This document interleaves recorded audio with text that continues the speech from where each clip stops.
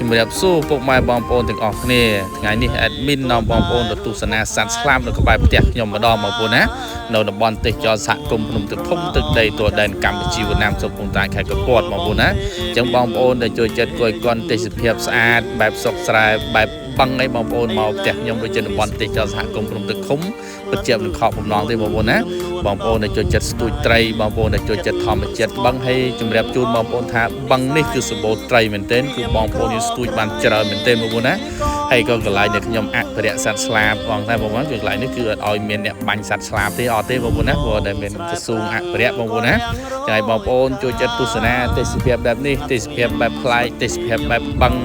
ទេសភាពបែបចុកឆាយនៅជុំព្រំដែនបងប្អូនមកតំបន់ទេសចរសហគមន៍ភ្នំទឹកធំជាពិសេសបងប្អូនអាចមកលេងជាមួយខ្ញុំមកពិភាក្សាគ្នាលេង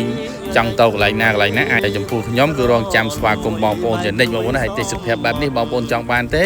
ទេសភាពបែបសុខស្រែបែបបឹងនេះតំបន់ទេសចរឃើញនេះភ្នំនេះគឺជាតំបន់ទេសចរភ្នំទឹកធំបងប្អូនណាបងប្អូនធ្លាប់បានឃើញបងប្អូនខ្លះក៏បានស្គាល់បងប្អូនខ្លះក៏បានស្គាល់ដែរថ្ងៃនេះ admin នាំបងប្អូនមកមើលសត្វស្លាបនេះសត្វកុកបងប្អូនណាសត្វកុកនេះគឺនៅមុខលាងតែម្ដងគឺនៅមុខលាងគឺសម្បូរសត្វកុកមែនទែនសត្វកុកសត្វក្របីឯងបងប្អូនអាចមក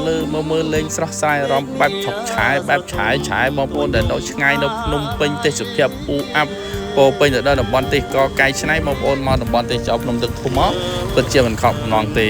អរគុណពុកម៉ែបងប្អូនទាំងអស់គ្នាច្រើនបងប្អូនចូលរួមផ្សព្វផ្សាយទេសចរក្នុងស្រុកយើងទាំងអស់គ្នាអរគុណច្រើនបងប្អូនទាំងអស់គ្នាទេសភាពបែបស្រុកស្រែភ្នំទឹកធំទឹកដីទោះដែនអរគុណច្រើនបងប្អូនទាំងអស់គ្នា